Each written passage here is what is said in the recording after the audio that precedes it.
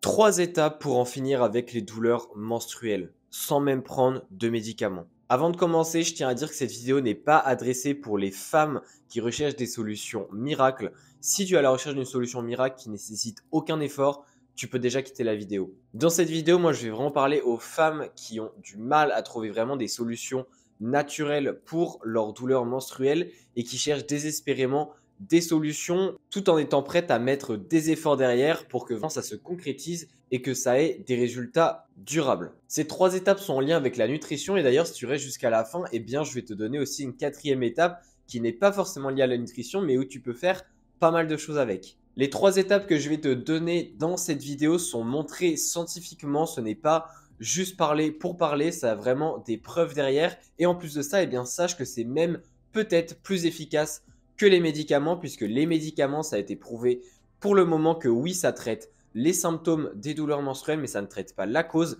Alors que là, dans cette vidéo, je vais vraiment parler de 3 solutions qui vont traiter la cause. On commence tout de suite avec la première étape. La première étape, c'est de prendre des oméga 3. Mais avant de t'expliquer plus précisément, eh bien, je vais t'expliquer concrètement qu'est-ce que c'est et pourquoi tu as des douleurs menstruelles, parce qu'il y a 2 choses importantes à retenir. La première chose, eh bien, c'est qu'il y a 2 types de douleurs menstruelles qui arrivent à 2 timings différents. Il y a ce qu'on appelle le syndrome prémenstruel qui touche environ 85% des femmes. Et là, ce sont plutôt des douleurs qui se passent à la phase lutéale de ton cycle. Autrement dit, c'est juste avant l'arrivée des règles. Et il y a aussi la dysménorrhée. Et là, dans ce cas-ci, je vais surtout parler de la dysménorrhée. Mais si tu as aussi un syndrome prémenstruel, ça vaut quand même le coup de mettre en place les étapes que je vais te discuter. Eh bien, la dysménorrhée, c'est les douleurs qui surviennent plutôt pendant les règles. Il faut savoir que la dysménorrhée touche 60% des femmes, autrement dit, eh bien, c'est assez courant d'avoir les deux. C'est-à-dire des douleurs à la fois avant les règles, mais également pendant les règles. Et ce qu'il faut comprendre, eh bien, c'est que la dysménorrhée, il y a une raison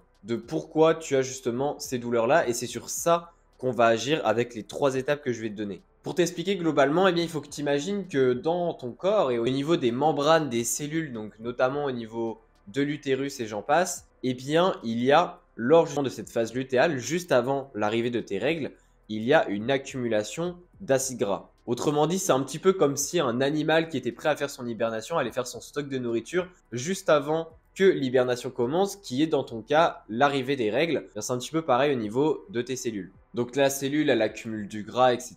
Voilà, elle fait un petit peu ses stocks en quelque sorte. Et justement, eh bien, une fois que les règles approchent énormément, avec une réponse hormonale, donc notamment la progestérone si tu connais, donc autrement dit un petit peu l'hormone qui fluctue pendant justement cette phase lutéale, eh bien il va y avoir en quelque sorte un relâchement de ces acides gras, comme si au final tu allais utiliser pour ton hibernation les réserves que tu venais de faire. Et bien là c'est exactement la même chose, les acides gras sont relâchés pour qu'ils puissent être utilisés et métabolisés. Et justement, eh bien, parmi ces acides gras-là, eh bien, il y a certains acides gras, c'est un petit peu comme si c'était des aliments un peu piquants. Si tu les touchais, eh bien, ça allait te piquer le doigt, ça allait faire mal. Et ça, c'est ce qu'on appelle certains oméga 6, puisqu'il y a certains oméga 6 que tu vas stocker justement au niveau de ces cellules qui vont produire par la suite ce qu'on appelle des prostaglandines et des leucotriènes, qui sont 2 types de molécules qui vont après interagir avec le muscle, notamment au niveau de l'utérus, et qui vont induire de la douleur. Mais il faut comprendre qu'une seule prostaglandine ou une seule leucotriène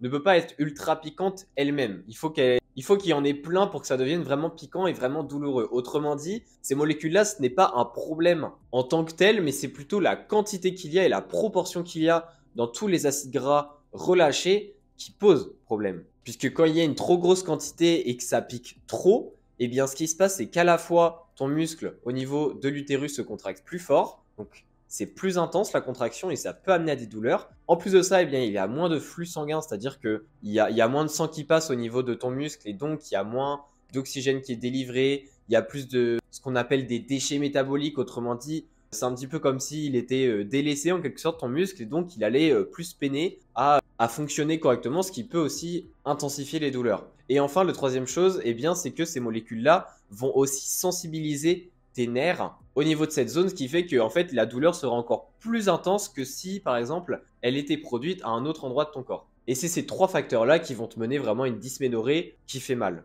Mais t'inquiète pas, là je t'ai expliqué les mécanismes et maintenant on va concrètement passer aux 3 étapes. Et comme je te l'ai dit, la première étape, ce sont les oméga 3. Les oméga 3, pourquoi? La raison est simple. Si tu augmentes ton apport en oméga 3, eh bien justement cette proportion d'objets piquants, de progestérone, de leucotriène va diminuer. Pour la simple et bonne raison que les oméga 3 sont en compétition avec les oméga 6 qui justement vont produire les deux molécules que je t'ai listées avant. Il faut que tu imagines qu'en fait l'oméga 3 c'est juste pas un piquant, mais c'est juste un rond. Et du coup, au final, t'as pas de douleur quand tu le touches. Et ce qui est intéressant, c'est que aussi les oméga 3 peuvent produire des prostaglandines, la même sorte de molécules que je t'ai dit avant, mais cette fois-ci, ce sont des prostaglandines qui sont rondes aussi. Autrement dit, ça ne pique pas. Et donc, en augmentant cette production de prostaglandines qui viennent des oméga 3 et donc qui ne sont pas piquantes, eh bien forcément que le piquant venant des oméga 6 va être beaucoup moins fort et donc il y aura moins de douleur dans tous les cas. Pour mettre en place cette étape, eh bien c'est simple, il faut que tu manges tout simplement des sources riches en oméga 3. Autrement dit,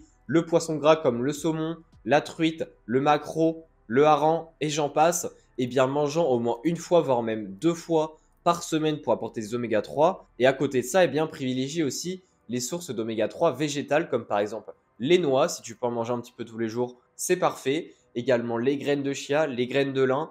N'hésite surtout pas à en ajouter par exemple dans tes préparations de gâteaux, dans tes petits déjeuners selon ce que tu manges. Bref, ajoute un petit peu des graines par-ci par-là. Et n'oublie pas d'ailleurs de moudre les graines de lin et aussi de tremper dans l'eau les graines de chia pour vraiment que ça améliore l'absorption des oméga 3 qu'il y a à l'intérieur. Et enfin, et surtout, pendant tes repas, si tu manges par exemple des entrées froides et autres, n'hésite surtout pas à mettre des huiles, donc sans cuisson, là il faut vraiment pas que tu les cuises, mais des huiles riches en oméga 3 comme par exemple l'huile de soja, l'huile de lin justement, et aussi l'huile de colza qui en a également, sans oublier l'huile de noix. Si suivre ces étapes te paraît compliqué tous les jours et que tu sens que tu ne vas pas avoir assez d'oméga 3, eh bien ce que tu peux faire c'est tout simplement te supplémenter en oméga 3 on va dire pour assurer le coup. Évidemment, si tu te supplémentes en oméga 3, ce n'est pas une raison pour faire la croix sur les aliments riches en oméga 3, mais ça peut quand même t'apporter une aide qui n'est pas du tout négligeable. Ok, maintenant on passe à la deuxième étape. Eh bien, ta deuxième étape, ça sera d'augmenter ton apport en vitamine D. Si tu vis dans une région très ensoleillée, eh bien, je suis très content pour toi puisque tout ce que tu as à faire, c'est de sortir plus et de plus t'exposer au soleil. Malheureusement, pour beaucoup d'entre nous, je pense que l'hiver n'est pas très favorable à ce qu'il y ait beaucoup de soleil. Et en plus de ça, eh bien, le soleil de l'hiver ne va pas te faire produire autant de vitamine D que le soleil de l'été. En plus de ça, il faut comprendre que la production de vitamine D avec le soleil va diminuer avec l'âge. Autrement dit, selon ton âge, c'est peut-être pas la meilleure manière de produire assez de vitamine D. Oui, il faut absolument que tu t'exposes au soleil, mais ce que je veux dire, c'est que c'est peut-être pas suffisant. Et au niveau de l'alimentation, eh bien, on est assez limité, mais je vais quand même te donner les sources alimentaires de vitamine D. Globalement, il y a tout ce qui est produits laitiers, puisque généralement, les produits laitiers sont enrichis en vitamine D. Tout ce que tu as à faire, c'est regarder l'emballage, par exemple, du yaourt, et de regarder s'il y a marqué vitamine D dessus dans le petit tableau où c'est marqué protéines, glucides, lipides. Et bien normalement, s'il y a la ligne vitamine D, c'est que c'est enrichi en vitamine D. Les poissons gras, comme je te l'ai dit dans l'étape d'avant, amènent aussi de la vitamine D. Donc c'est une raison de plus pour en manger au moins 1 à 2 fois par semaine. Et là, vraiment, tu n'as plus d'excuses. Sauf si tu es végétarien ou végétalien. Et d'ailleurs, si tu es végétalien ou même végétarien, eh bien, j'ai fait un guide 100% complet qui dure 40 minutes. Mais là, au moins, je t'explique vraiment tout. Et c'est pour les personnes vraiment déterminées d'améliorer leur performance sportive et de ne pas être carencé. Je t'invite à cliquer sur la petite fiche qui s'affiche par ici. Mais sinon, pour revenir à la vitamine D, eh bien, si tu sens pareil que tu ne vas pas assez manger de produits laitiers enrichis en vitamine D, le poisson gras c'est compliqué, etc. Eh bien là, tu peux te supplémenter. Personnellement, moi, je me supplémente en vitamine D, donc c'est pas évidemment pour la dysménorrhée dans mon cas, mais c'est surtout parce que j'habite en Suède et au niveau du soleil, c'est très compliqué d'en avoir suffisamment à part l'été. Et donc, la vitamine D, j'en prends tous les matins personnellement.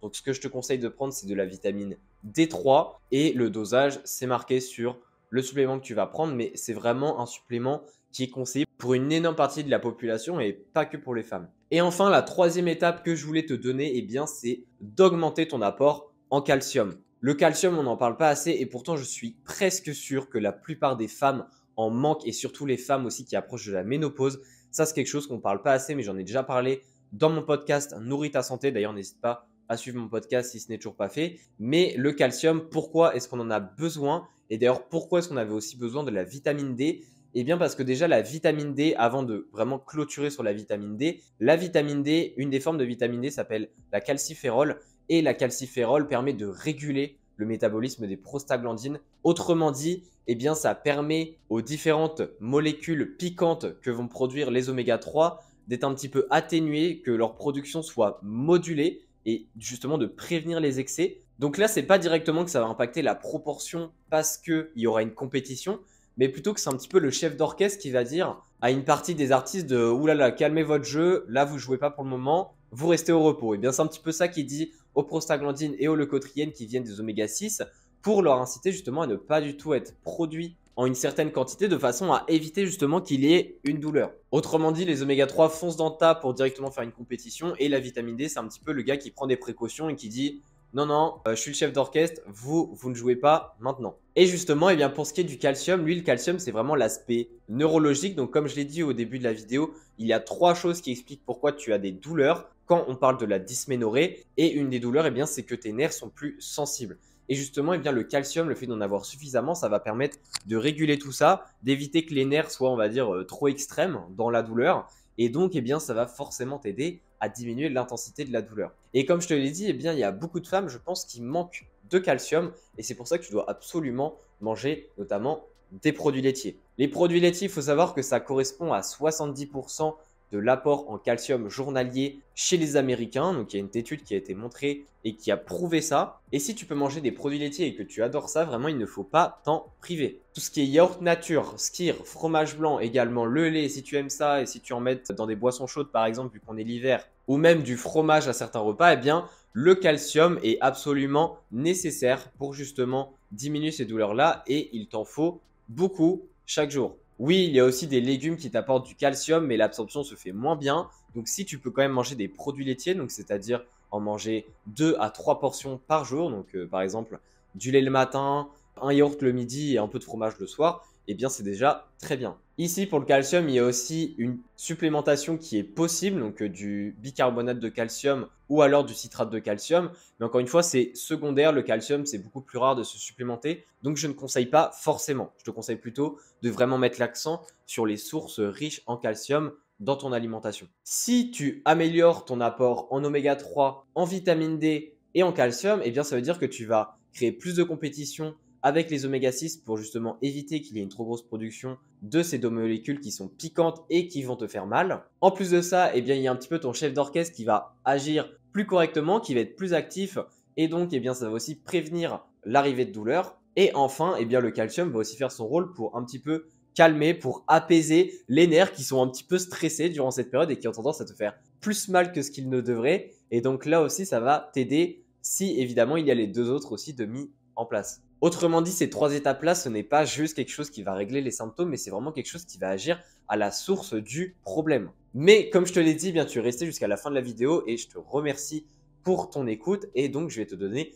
la 4e astuce que tu connais peut-être déjà. Mais là, je vais vraiment t'expliquer pourquoi est-ce que ça marche pour que tu continues à le faire si tu le fais déjà. C'est de tout simplement t'exposer au chaud un maximum. Pourquoi? Eh bien, parce que si tu prends par exemple un bain chaud, si tu prends une boisson chaude, si tu mets une bouillotte, bref, tout ça, pourquoi est-ce que ça marche? Pourquoi est-ce que ça apaise? Eh bien parce que là, on ne parle pas ici de traitement de l'origine. Là, ce que je t'ai parlé au niveau de l'origine et de traiter la cause même, c'était les 3 étapes. Mais cette étape-là, elle est très efficace quand même pour gérer les symptômes. Et pourquoi? Eh bien parce que le chaud, justement, ça va permettre d'apaiser la douleur puisque l'exposition au froid a tendance à un peu plus crisper le muscle de l'utérus et donc ça va engendrer encore plus des douleurs qui vont être beaucoup plus intenses. Et ça, eh bien que tu boives une boisson chaude, que tu prennes un bain chaud ou même une douche chaude ou alors que tu mettes une bouillotte, bref, si tu t'exposes au chaud, eh bien ça va limiter cet effet justement du froid qui va crisper le muscle. Et ça va plutôt justement à l'inverse le détendre et donc t'aider à atténuer les douleurs. Évidemment, cette 4e étape est à utiliser sans modération, mais ce que je te conseille vraiment et ce que je t'incite vraiment à faire, c'est de suivre surtout les 3 étapes précédentes puisque c'est elles qui vont traiter la cause et qui vont justement te permettre de directement ne pas avoir de douleur et donc peut-être de ne pas avoir à utiliser cette 4e étape qui est quand même agréable, je l'accorde, mais si on peut l'utiliser justement sans l'objectif de devoir traiter les douleurs, c'est encore mieux. En tout cas, j'espère que cette vidéo t'aura plu. Encore une fois, si tu veux plus d'informations en tant que végétalien ou végétarien pour tes performances sportives et également pour ne pas avoir de carence, eh bien, je t'invite à cliquer sur la petite fiche qui se passe par là. Mais sinon, si tu es une personne aussi qui est stressée et tu sens que ça impacte tes performances sportives, mais également peut-être tes douleurs menstruelles, parce qu'il faut comprendre que le stress peut aussi créer on va dire, un effet un peu nocebo, autrement dit, tu as des douleurs sans forcément que tu aies quelque chose de mauvais qui se passe dans ton corps, eh bien, je t'invite à regarder ma vidéo qui va s'afficher ici, où je te parle du nutriment anti-stress que tu manques très probablement.